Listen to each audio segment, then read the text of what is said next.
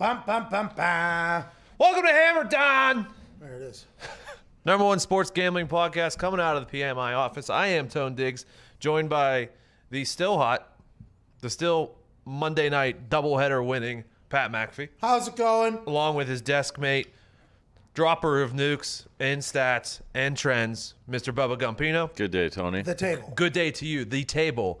And joining us from Jersey, Philly, somewhere around their area, former NFL GM, former NFL front office, former assistant to the coaching staff for the New England Patriots, host of the Lombardi line, the GM Shuffle Pod, writes for The Athletic, the Daily Coach, Mr. Michael Lombardi. Hello, guys. Michael, how we doing? There we How go. we doing, pal? We should just call Pat Hots, Dude, and then it's- Gump. I love the picture of the sports book out in Vegas. It's awesome. We all need to go. We should do it. We should do a That's your trip. that's your spot, isn't it? Yeah, it is. Yeah, it is.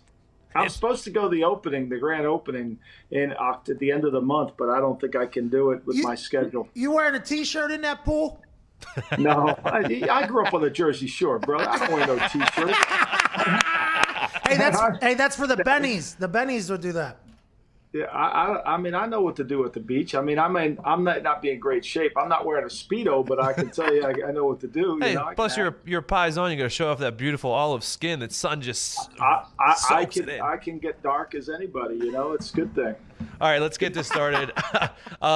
Mitt, do you have the results so that we can put those up? I don't know if he does it. There they are. Lombardi, you're 6-6. I'm at 11-9. Pat is at 15-7. Let's go. And then Gumpy is at 13-10. I mean, those are beautiful now. Beautiful This is numbers, a week, boys. though. I think somebody's I feel going to good. go 5-0, 3-0 this week. I love really good this feeling. board, Mike. Really good feeling about this week. There's some news that happened this week that I wanted to get everyone's opinion on the betting angle of it, starting with Dwayne Haskins being demoted to potentially fourth string because he was the practice squad guy was getting reps over him yesterday at practice. Does Dwayne Haskins benching make you more likely to pick the Washington football team moving forward in your bets? I think it helps their offense. Yeah, I think it helps get a little bit more of a passing game. There's no doubt he couldn't handle the blitzes. We talked about it last week when they played Baltimore. You know, and I'm not saying it's all Dwayne Haskins' fault because I think their offense, is not very good by design, and maybe that's because Haskins couldn't handle it. There's a lot of disconnect coming out of the building in terms of his work habits, his commitment, which is really they really answered that because what is the number one thing a backup quarterback has to be able to do? He's got to know what to do with no reps. He's got to be able to know the playbook without ever practicing. He's got to understand at a moment he could go in there and start playing really well. And usually those are the guys that, can survive without ever practicing. And I don't think that's Haskins. Nor would I think that, like Mitch Trubisky's a backup. I don't think that's him either. If he has to go in tonight with no reps, oh, gosh, watch out. Whoa, you don't think just the athlete and Mitch can figure it out? And my big thing for backup quarterbacks, and this was early on last year, I thought this. Case Keenum was starting. Dwayne Haskins was just drafted. He had a draft party that was big. He was charging people to get into or whatever. Then he gets drafted to his hometown team or whatever, however it goes, right? Case Keenum starting, and on the national TV games, there was numerous occasions where Dwayne Haskins was nowhere near where Case Keenum was. Whenever Case Keenum was on the sideline and going through film and going through his tablet, Dwayne Haskins was down by the defense with a Gatorade towel over his head. It's normally the backup quarterback is alongside the starting quarterback, helping the starting quarterback. I saw this, did you see this? Or trying to learn as much as he can from the starting quarterback just because he's a young quarterback trying to do that. So I had a lot of questions. Then we learn now, though, that whole building was basically burning around there. So him standing on the other side, there probably wasn't a single person that was like, hey, you should probably be doing this. And maybe he didn't know that you should be doing that. And nobody told him that. But the big conversation piece now at this point is he was named captain. Okay. They bench him after starting him here in his second season. Ron Rivera's demoted him to 3. They'll put a guy with a hamstring for a shin in before him. They're saying that his era is over there. And we have no idea what Dwayne Haskins is because I don't think he was ever really put in a position to ever succeed. I don't think. I think that's how kind of everybody feels. Don't you kind of look at it that way too, kind of? I wasn't a huge Dwayne Haskins fan coming out of college. I thought he was like Jacoby Brissett in the sense that he needs to see the receiver break open before he'll throw the football. Okay. He's what I call a 7-on-7 quarterback. When it's 7-on-7 and he can hold the ball that extra eighth of a second, he sees the receiver break, he bangs it. Now, Jacoby's one of the greatest human beings of all time. He's tremendous. He'll work hard. He'll do everything. He's a leader. Haskins, I mean, from my own experience with Dwayne, I was asked to go out to the Mamba Academy not this past January, the year he came out. And I've done it every year. And I would speak to all their draft eligible players at the academy. And Haskins happened to be one of them. Well, he's 20 minutes late for my presentation. He makes an appointment with me the next day to go over the Q&A at the combine, and he stiffs me.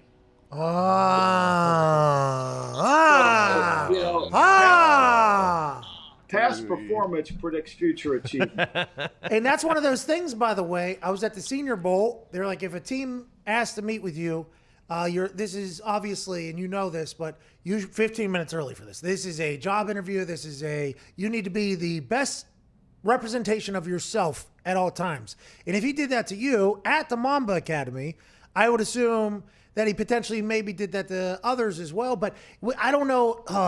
I just feel like this is a tough. What was the expectation for Dwayne Haskins? I mean, he has nobody around him. They're a team with no name. But now that we're hearing a little bit more backstory, it's like, oh, this is probably why Ron Rivera was like, all right, this guy's late to a meeting. This guy's doing this. Let's get him. But why does he have the C on his chest then? That's I don't know. That's a really good question. But look, everybody says he's got no players around. Well, Gardner Minshew didn't have any players last year, and he played okay.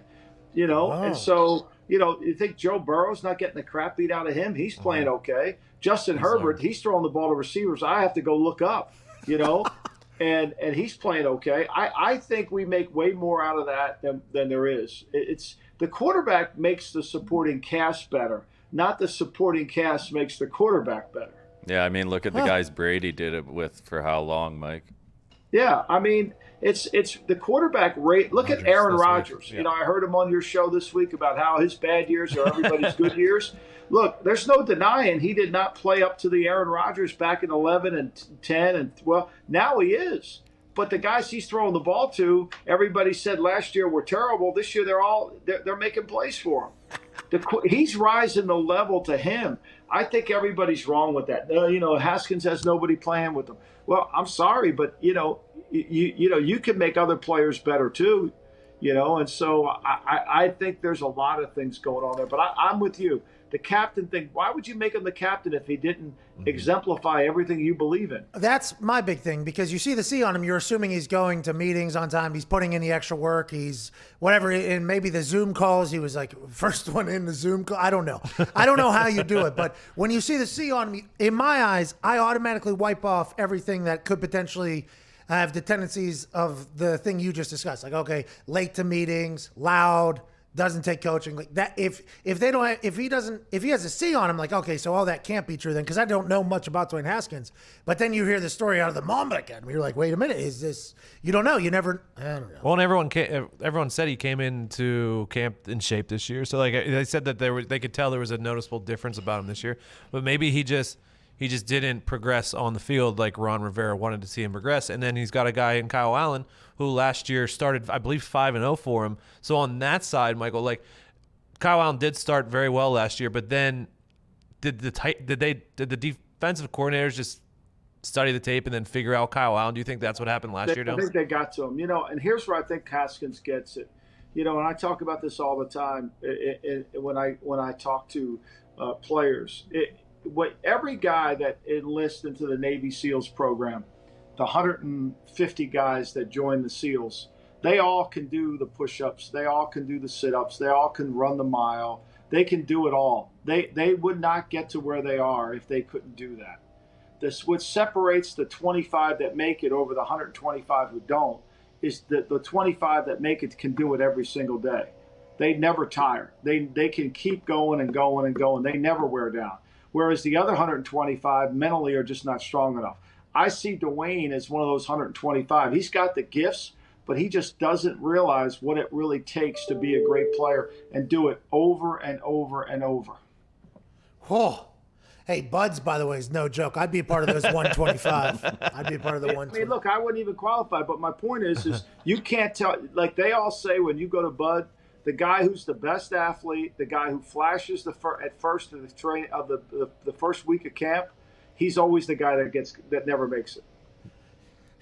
Yeah, I met this is a gambling podcast going a different direction, but I met a guy who was an Navy fullback that went on to be a Navy SEAL, and he came and talked to the team, and his big thing was like, know your why. Why are you doing what you're doing? And he had a big tribe. Like, hey, you got to build your tribe, because a tribe isn't a family, but it's people that are, have come together, like this whole thing. And it was incredibly inspirational. He was like 250 though, like a 6'1", 250 guy.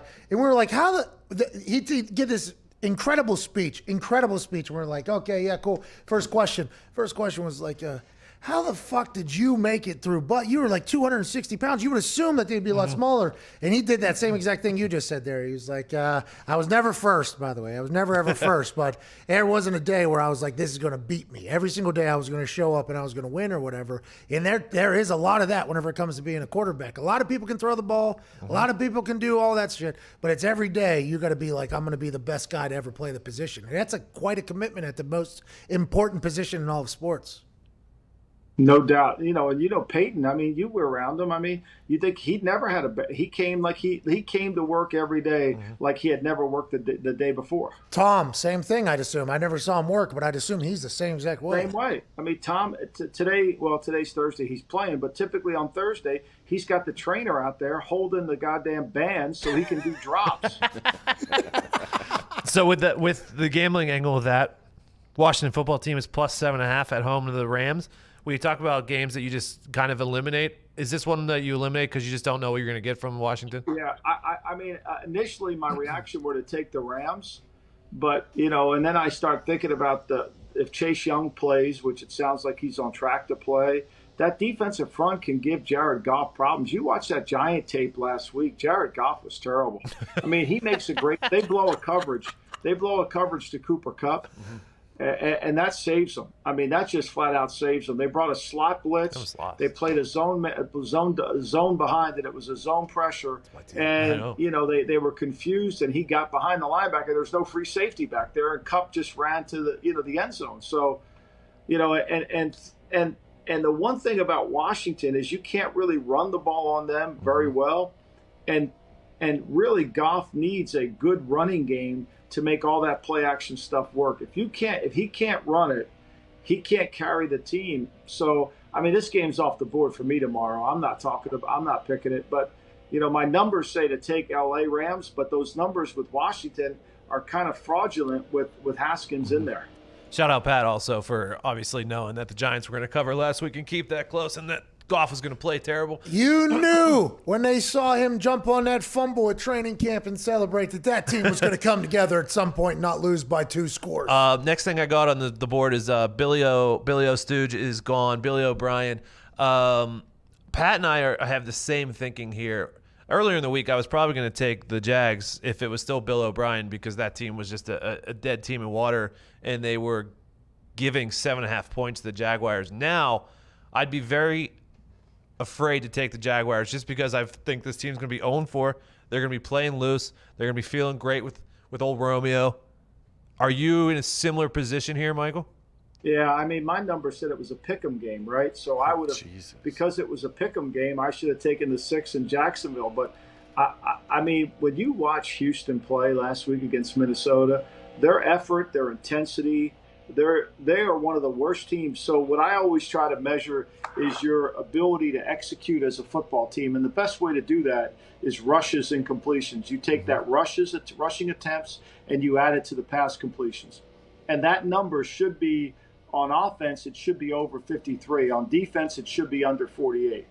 And when you have that, you basically, as a coach, because remember, when you're in football, you're in the veterinarian business. The patient doesn't scream to you and say, "Oh, we need a better left tackle. Oh, we need a better right guard." You got to diagnose the team, right? And rushes and completions help you in terms of not who's the best team, but who's executing the best. The Texans are 32nd on defense and 31st on offense. They're just horrible at execution, and you see it on the tape. And yet they're really talented. They really are. Offensively, they should not be as bad as they are. So I'm laying off this one. If you held a gun to my head and said I got to pick it, I'm taking Houston. That's what, Pat, you're taking Houston. I'm right? taking Houston. Yeah, for all the things that you said, I just think you get inspired whenever there's change at the top of where you're at.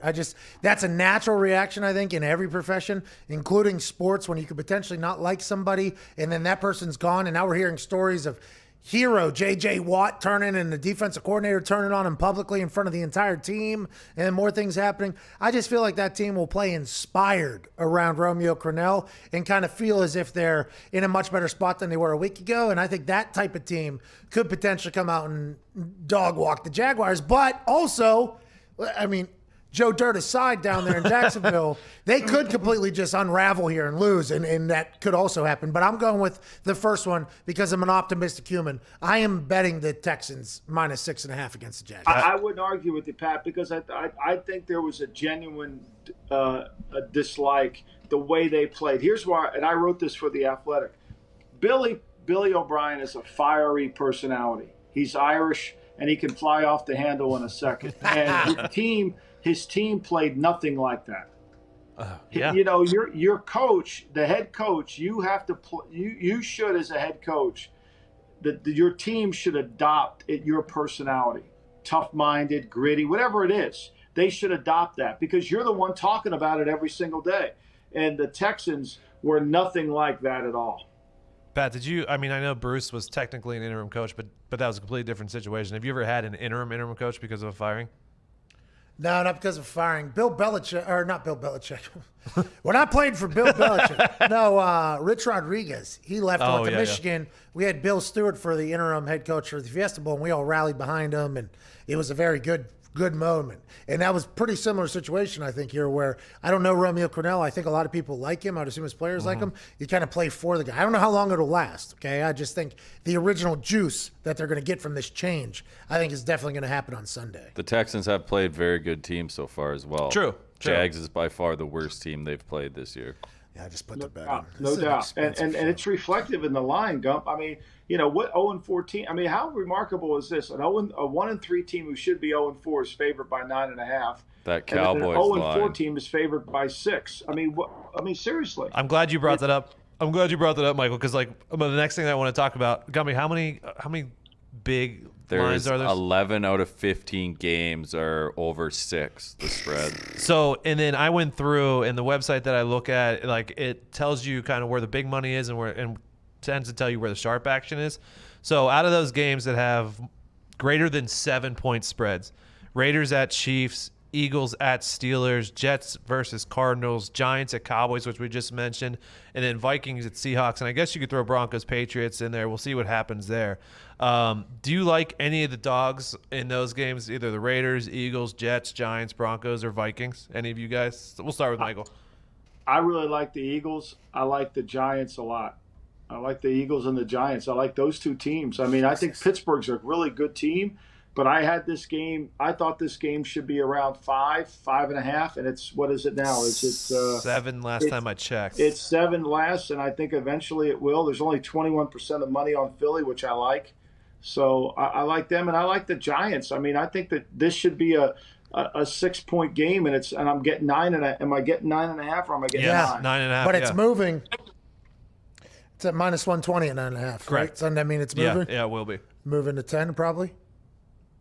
What do you think about this Raiders-Chiefs line, Mike?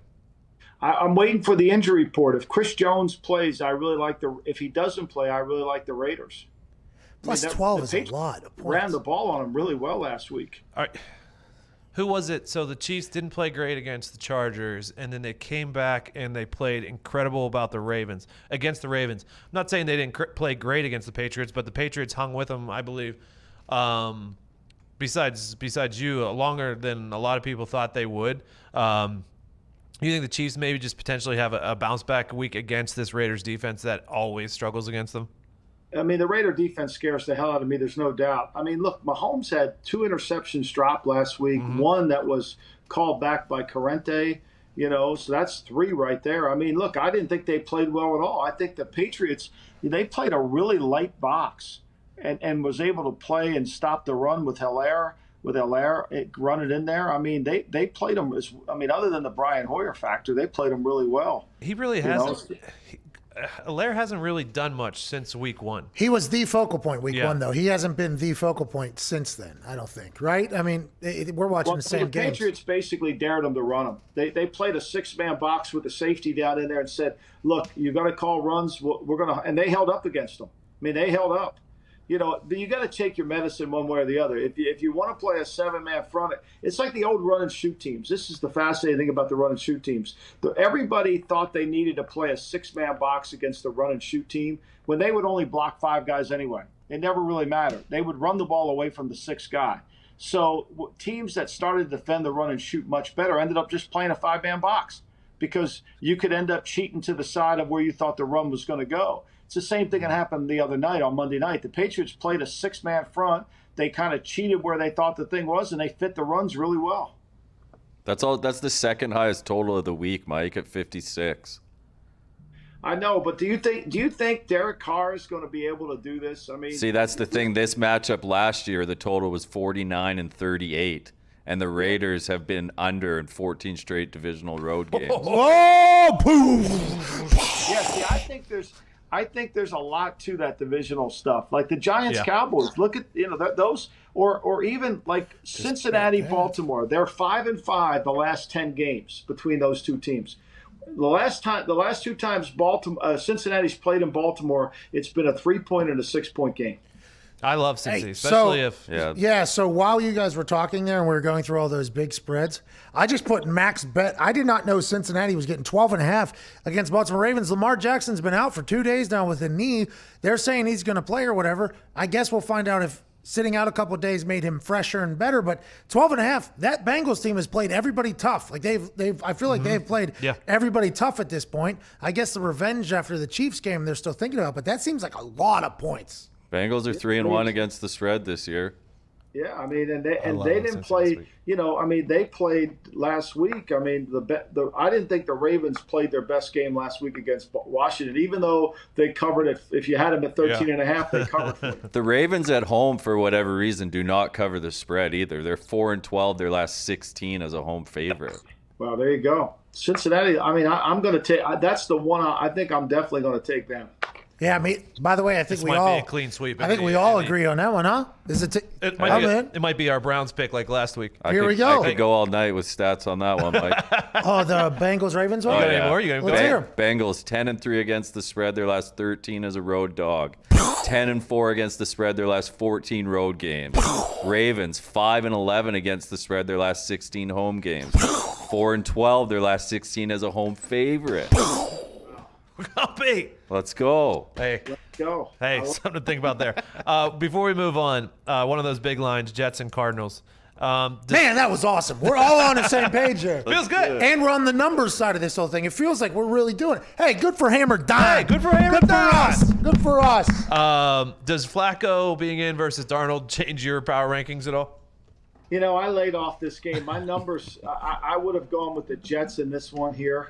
And I don't know what to think of Flacco. I know this. Pat can answer this probably better. But quarterbacks that have had bad backs struggle to come back.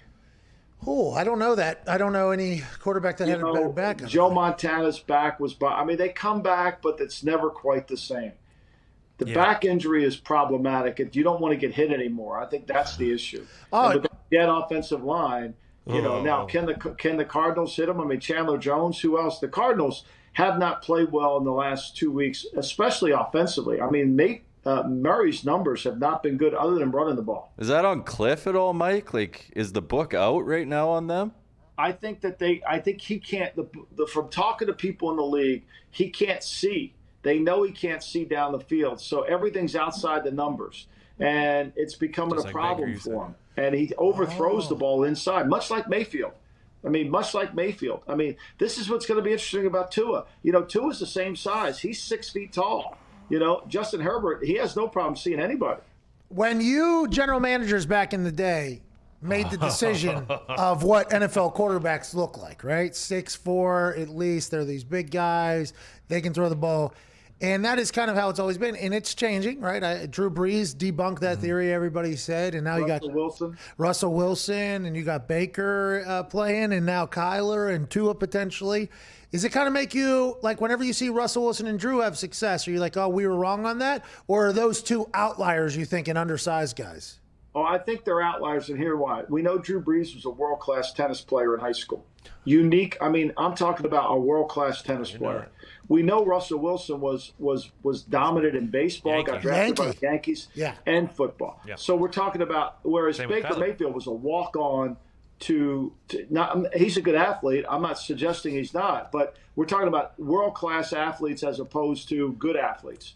And I think that when you look at Tua, you know, he may be in the same but he doesn't run like those guys do. Russell could run, and Russell has great instincts for the position. He just feels it. He knows when to move right or left, and he's hard as shit to tackle. How many times have you seen somebody tackle Russell Wilson easily? Never. Very rare. Well, and like to your point, Michael, I mean, Kyler was a top 10 draft pick in football and baseball, top 5 draft pick football and baseball. So, like, does that give you a better feeling about him, even though he's short? Yeah, but then when I watch it, have you ever looked at him on the field compared to everybody else? The last 2 weeks, Mike, I mean, he just doesn't look there. It's odd compared to the first 2. I mean, look at him when he's out there and the linemen are around him. He looks like Doug Flutie. Fucking does. I mean, he does, though. He does. I mean, I bet you Kyler could drop kick if he had to, just like Doug. His pads look big, too. And Flutie was a great athlete. I just think he has a hard time seeing it. I think after 20 games, people get a read on you.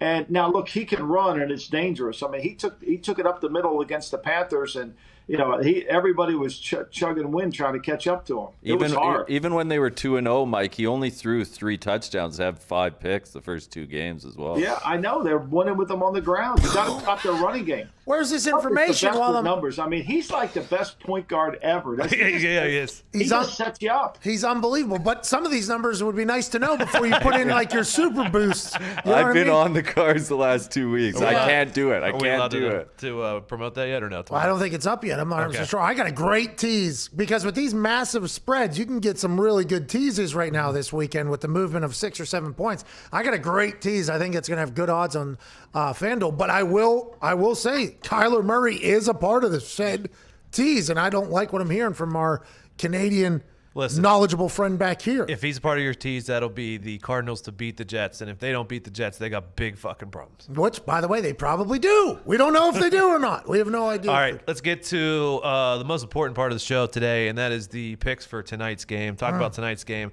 The current line is 3.5. The Bears are getting 3.5 at home. 23% of the bets are on the Bears. 66% of the money is on the Bears. The total is 44.5. 44% of the bets are on the under, but 74% of the money is on the under. Michael, what are your thoughts on tonight's game in Chicago? You know, my numbers say take the Bucks, but I really like the combination low ticket, high money. I love that. I think that's always something that I look at. I think Tampa playing on the short week is going to be hard. Oh, Michael, the reason you said that was like eye test. Numbers wise, if you look at the numbers, eye test, everything in that nature says take the fucking Bucks. Right. But the ticket count says take the Bears. So it's a very, very, very confusing situation for tonight's bettors.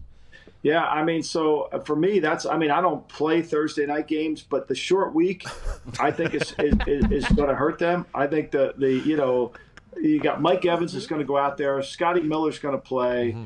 You know, I think this pass rush of Chicago can really make a difference. I really do. You think they'll be able to run the ball, the Bucks, at all? I think with Hicks in there, it's hard to run the ball on them.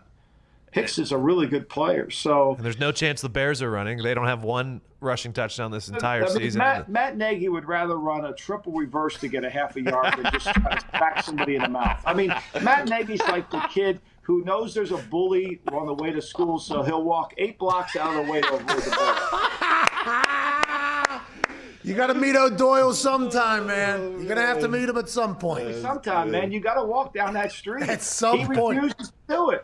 We'll run triple reverse. We'll get a half a yard. I mean, you're in Chicago. Punch somebody in the goddamn mouth. Yeah, you have to, by the way. 1,000% right. Table, you guys got any picks for tonight? Yeah, we do play Thursday nights, don't we, Listen, Gump? I'm going to have a pick. I'm going to have a pick. Oh, too. you're going to play? Go ahead, Tony. Oh, Digsy Digits, what do you got tonight on this Thursday night exclusive special I here? wanted to take the Tampa Bay Buccaneers because I know where you're going. I think I got something to support it. I wanted to take the Tampa Bay Buccaneers because when you look up the numbers, it seems like the better football team, okay? But then the ticket situation happened, and the lines went from 5.5 to 3.5, so I'm staying away from the side. I am taking another fucking under tonight, okay? Tony, let me tell you something. You go first, and then I'll tell you why I'm taking the under. It's no fun. Prime time I love it. games losing, this though. year I don't care. are 8-6 to the under. 8-6 the under. Okay. Let me tell you something. Chicago's defense, number 5 in opponent's point per play. Number 7 opponent yard per play. Number 3 in opponent third down conversions. Number 1 in opponent red zone scoring. Oh, that's a problem. Number 6 in opponent yards per pass. And number 7 overall in DVOA on defense. Tampa's defense, number 4 in opponent yards per play, number 10 in opponent third down conversion, number 9 in opponent red zone scoring, number 2 in opponent yard per rush, and number 2 in all total defensive DVOA. 39% of the tickets are on the under, 70% of the money's on the under. Tony Diggs, Tony Unders, is on the under 44.5 tonight. Good for you, Tony. Good for me. Good for you making a bet on Thursday night. Hi, babe, Tony. Michael, how do you feel about that under? I don't like it at all. I just put my bet in. Here's why. I don't like it. Here's why. You think the Bears can score? I don't think the Bears can score. I think on paper it makes really great sense. Great. But last week on paper it made tremendous sense. Well, those teams too. stunk. Bro, unders are no fun, and I just put a bet in because of what you just did there with your little. I love defense. I love defense. I love the punters. Yeah, you do. I love to see the punter trot out there. Yeah, you will. I don't like what just happened there. What by I watched, Lombardi. what I watched the Bears offense do last week against the Colts was fucking terrible, who also have an incredible defense. And I think Tampa's defense is good. What happened to them last week against Chargers scares me a little bit, but I think the Chargers are much better offense than the Bears. I think that was an anomaly. I think Nick Foles plays better tonight. Go ahead, Gump. What you think? What do you got? What do you got on this one? Oh, Lombardi. You don't have anything to say about the on paper under thing? You don't have any. Look, I said it makes perfect sense. I said it makes. I'm not an under or over player, Yeah, so I'm I'm not the big on last it person either. to ask on I hear that. you. I think that both defenses are really good, but I have a feeling in this game, because of the short week, the reason and if they're not calling holding and the short week, the offenses are going to always play better. It's just nature. There's no physicality to the game. You're right. But I agree with what Tone said. I mean, Nagy's offense, he'd have to line it up at the 10, 15 times for him to score 28 points. I agree with that. The Bears aren't great on Thursday nights, Mike. 4-11-1 against the spread their last 16 games. Okay. Tampa Bay 4-1 against the spread their last 5 games on the road. 4-0 against the spread their last 4 as a road favorite. And this is not a stat. Tom Brady revenge game on Nick Foles. True. Bucks -3.5. Let's go. Let's go! And the table agrees. Bucks -3.5. And I also just put a bet in for the under, so you're not alone in your misery tonight. Thank you. I would not like to make that. Yeah, fuck it. Put it as an official bet. I got Bucks -3.5. The table agrees, which normally means what? That's a win. Winners. We win. That's awesome. Good for us making picks. Nice job, guys. Hey, one last thing before we let And you. I will say this to support what you said. I took Chicago, but my numbers say the Bucks should win by 7. But did you just make a pick right there? You said you took Chicago. No, I said I went with That's you. his I went Thursday against- That's lean. big Thursday night leany. Should we put that in the record? Don't I'll let tell you what I'll do. Here's what I'm going to do. Put it in the record. I'm going to go with Tampa. I'm going to go with my numbers. Yeah! Trust your power rankings, Lombardi. Trust the the rankings. table. All right. I'm going to trust them here. I'm going to trust them. One last thing tonight. There's a college game tonight. Tulane and Houston. Houston's a 6.5 point favorite. They have not played a game yet this year. Tulane's played 4 games. I'm taking Tulane strictly because they've played 4 games and Houston hasn't played 0. Is that a logical thinking or no? It is, but eventually talent takes over. It's good for the first half. All right, I'll take the first half. Yeah. First half, Tulane. maybe first half. But maybe Tulane. what if Houston comes out guns blazing because they've had so many games delayed and they're like itching to get on the tape? Oh, I'm staying away. College is tough. I mean, I've been winning on game day, obviously. College is much more difficult to pick than the NFL. I mean, it is. All right, Michael, we appreciate you so much. Thank you. Thanks, guys. I Thanks, appreciate Mike. you. Have a I'll good be one, back. buddy. We'll be back tomorrow. Oh yeah, got it, official pal. picks tomorrow, pal. Hey, you picked the Bucks tonight.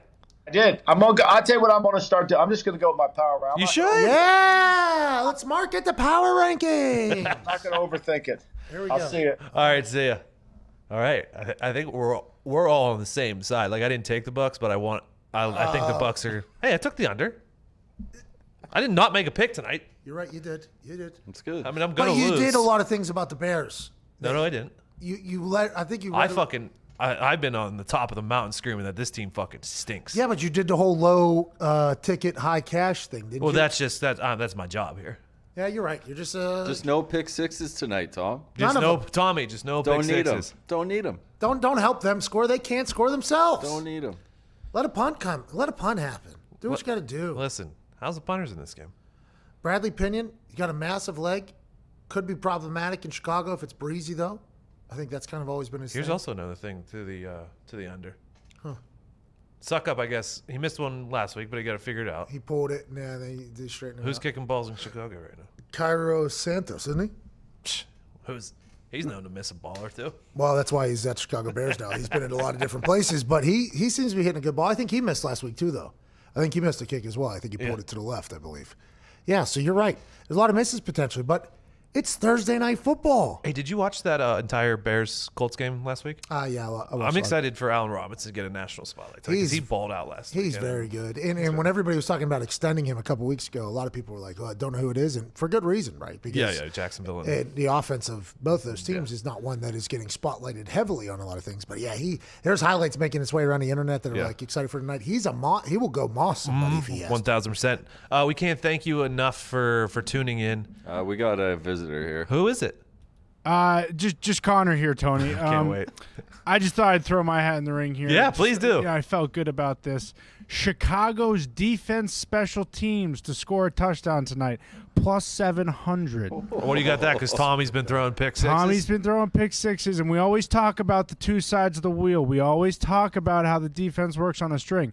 D-line secondary. What do we know about Chicago from Darius Butler? They have a tremendous secondary. And what do we know about Khalil Mack and Mr. Hicks up front? he can pressure. They can pressure the quarterback. Brady's going to have to get it out quick, and I assume those Chicago secondaries are licking their chops, and they want to get in the end zone, and they want to get Club Dub going. So at plus 700, those odds are too juicy, my friend. Connor, did you get a plus 2,300 last week? I remember you talking about it on the. So it's funny you say that, Tony, because I did get the first half, Miko Hardman to score and the Kansas City Chiefs to win, plus 500 hit. And then the parlay second half, Jamal Williams to score and the Green Bay He got Packers to stuffed win. on the goal line, didn't he? As we recall, got stuffed on the goal line on the second possession. So although those plus 2,300 odd parlay was, inches away from inches, hitting, man. I feel great about this one Pat was tonight. ready to go nuts, too, if Jamal Williams was going to score. Man. Oh, man. It was Plus big. 250. He walked in here just like this. Yeah. Said, this guy going to score a lot. Hammer it. I did. And he was this close, and then he didn't. Damian All right, we'll Harris. see you tomorrow with all of our. Damian Harris and Jamal Williams. I yeah. mean, both times now. It kind of feels like every time you come in with a gem, Gumpy, it makes a lot of sense. It just never hits for whatever reason. Maybe it's because you're cursed. Well, here's the thing.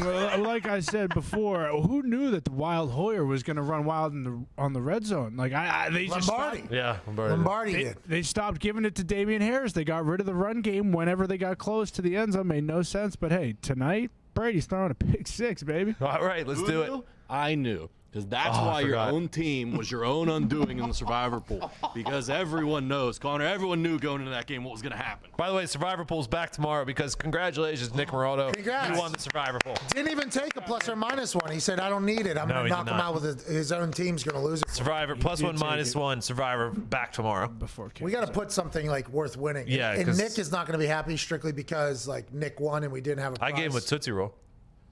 Tootsie Roll. Tootsie Roll. Do you want a thing? Here's a Tootsie Roll. Yeah, but like a real prize. Yeah, Should do like a real prize this next one. like a ring. That'd be. Yep, I'll get a ring. And then I'll buy a ring. The ring will pass. It'll be a pinky ring. It passes Yep. to the next Survivor Pool champion. Yeah. That's That's the way- awesome. Good All idea. right, we'll see you tomorrow. New Survivor Pool, all the picks for the weekend, all the games we didn't talk about. There's some big ones. See you tomorrow. Hammer Dahn. Hammer Dahn.